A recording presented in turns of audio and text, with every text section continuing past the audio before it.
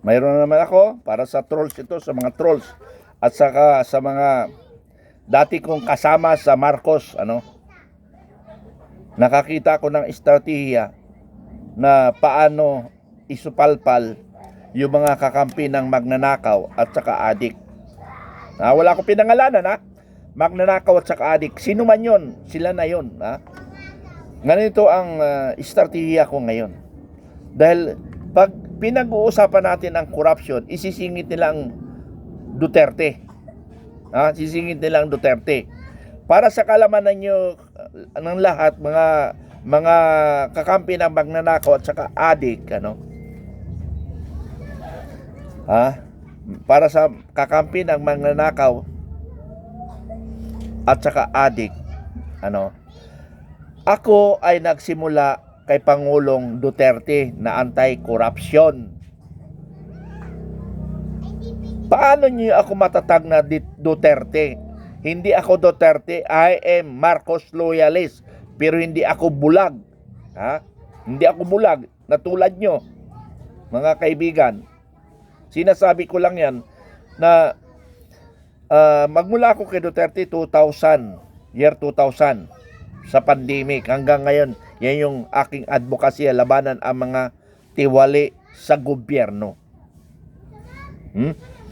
So yun, lagi yung ito ang hirap dito sa mga kasama ko dati sa Marcos, na pag kumontra ka ng corruption, DDS ka kaagad. So ibig sabihin, mga kaibigan, kayo mismo nagsasabi na matino ang Duterte.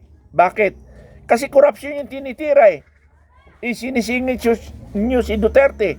So ibig sabihin, matino si Duterte kasi binabangga ni Duterte ang corruption.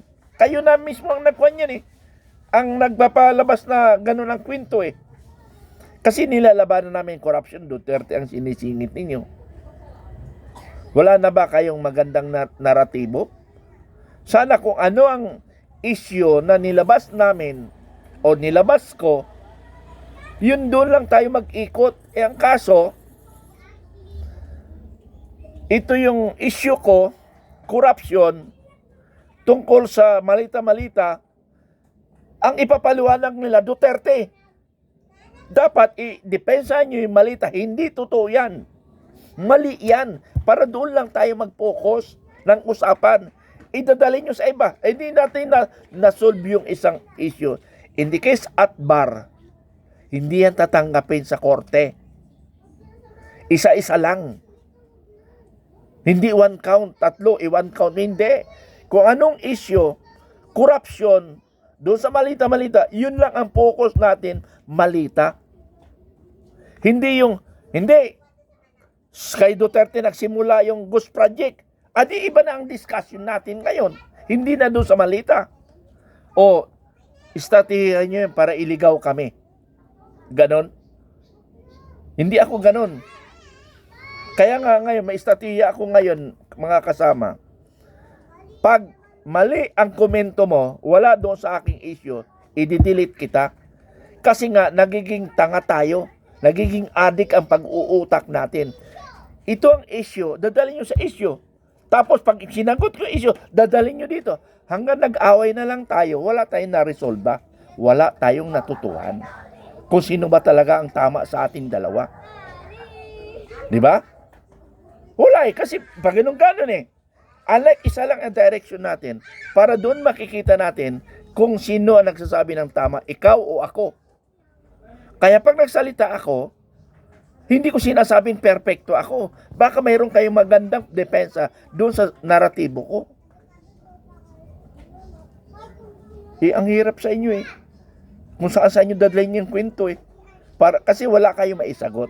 Katulad sabi ko, opinion ko, ito yung comparison ko sa Marcos at saka Duterte. Ang sagot iba. Ay di maglabas rin kayo ng comparison. Hindi, ganito ang comparison ko. Sa Duterte, ganito. Ganito. Sa Marcos, ito yung mga nagawa. Ito ang kanya. Yun ang comparison mo. Yun yung observation mo. Now, kung wala akong masagot doon, it's either manahimik na lang ako. Kaysa naman masupalpalan lang ako, di manahimik na lang ako. Ganun rin sana kayo. Kung wala kayo magandang naratibo, dadalhin nyo sa ibang kwento. Ibig sabihin, talo kayo. Wala kayo. Tama yung sinasabi ko. Bakit? Hindi nyo ma-discount yung sinabi ko. Tama hindi? Ganun lang mga kasama, kasi kaysa naman nagpipersonalan tayo, magkukumpare tayo, magka-classmate tayo, nag-aaway tayo. Walang personalan dito. Walang personalan tayo. Usaping bayan. Ako, ang mahalaga sa akin, bayang Pilipinas, ang taong bayan. Kung may kasalanan, ikulong. Kasuhan, ikulong. Sino man yan, si Duterte man yan, si Marcos man yan, o sinong pa man yan, may kasalanan, ikulong. Hindi ako makikipagtalo dyan. Kasi korte na nag-decide na may sala siya Pero habang walang korte, pwede nating pagdebatihan on the issue lamang.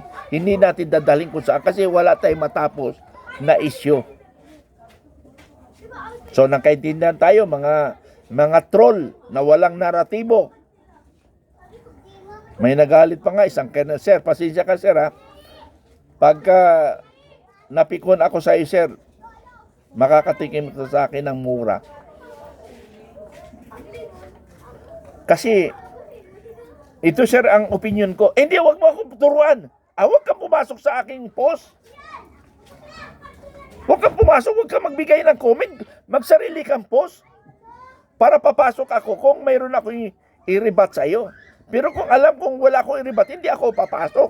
Kasi kayo, wala kayo may i-rebat sa sinasabi ko. Babanat kayo ng iba. Mali! Kernel ka pa naman, ang talino mo, saludo ako sa iyo, pero sabi ko nga sa inyo mga kaibigan, pag mayroong pinagtatakpan, nagiging bobo kayo. Even doon ikaw, si attorney Gibo Chudoro, number 1 sa bar, bobo yan It because of malita. Because of malita, kaya nagiging bobo siya, hindi niya alam i-depensa. Kasi sa totoo lang, gaano ka man katalino, kung tama yung sinasabi ng kausap mo, hindi ka makakaobra. Ang taktika mo lang yan, delaying tactics. Ganun ang taktika ng abogado. Katulad, halimbawa, bibigyan ko ng example, Bibigyan ko kayo ng example. Yung ang tawag nito, Ampatuan. Si Fortun ang may hawak. Talagang nakita na, talaga silang pumatay. Pero hindi basta-basta maberdik. Bakit? Magaling ang abogado Anong galing niya? Anong naratibo niya? Delaying. Kasi yun lang ang pag-asa niya na i-delay. Kasi wala siyang makita kasi totoo. Taktika niya, dinidelay niya lang. Naghahanap lang silang butas na postpone.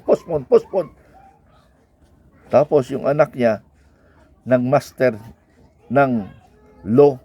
Saan galing yung bayad? Doon sa mga kliyente niya. Ganun ang abogado. Ang abogado kasi, walang abogado na ura mismo tapusin niya ang kaso na alam niya mananalo siya. Hindi, patatagalin niya. Or kasabot niya yung kabila. Ito ibanat mo. So postpone. Bawat meeting yan. Kung mga big time na kaso yan, bawat meeting 1 milyon. Paano kung 10 meeting di 10 milyon? Ganun lang kasimple. Ngayon, sa mga ordinary lang, every meeting, pinagbabayatan ngayon 5,000. O 5,000 ng 5,000. Kung mayroon 10 kliyente na gano'n, sa isang 10 kliyente, sa isang buwan, so 10, hindi mayroon siyang 50,000. Sa isang meeting lang yun paano kung may meeting 3 beses, di may 150,000 siya. Mas marami pang meeting, di kumita talaga. Ganun lang mga kasama yan. Ganun ang labanan. So, sorry mga kaibigan. Ganun lang yon. Paano kumita? So, yun ang taktika ko ngayon mga kasama. Issue, punto por punto lang tayo. What is the issue? Yun lang ang pag-uusapan natin. Huwag natin ilabas. Kasi, mamamatay na lang tayo. Hindi tayo magtagpo. Kasi, ito yung akin, ito yung papunta ko doon, ikaw naman pa gano'n, hindi talaga tayo magsalubong. Di ba? Mga kaibigan, gano'n lang kasimple. Walang personalan. Advokasya lang tayo. Ngayon, kung pinaprotektahan si Marcos, wala akong pakialam, depensahan yun. Pero, suportahan nyo yung mga naratibo nyo. Katulad ko, lahat ng nilalabas ko, kaya kong idepensa. Kaya kong idepensa. Now, pag nakita ko mga post ninyo na tama ka naman, tapos wala akong pang-rebat, hindi ako papasok. Hindi ako papasok, gagamit ng ibang naratibo. Kasi mag-aaway lang tayo, hindi tayo magtutugma. Kasi papunta ka doon, papunta ako dito, hindi talaga tayo magsalubong. Maraming salamat, bye-bye, I love you all.